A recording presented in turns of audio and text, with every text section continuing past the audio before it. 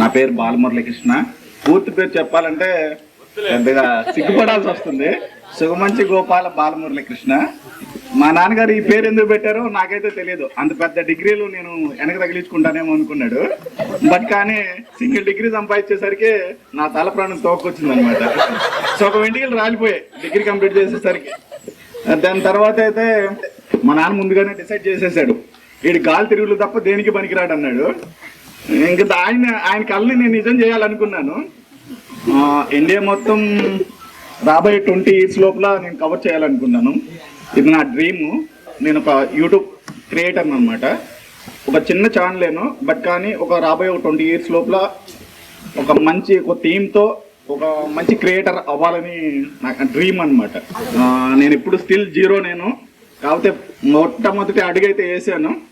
Result రావడానికి కొంచెం time అయితే పడుతుంది. ఉంటాను.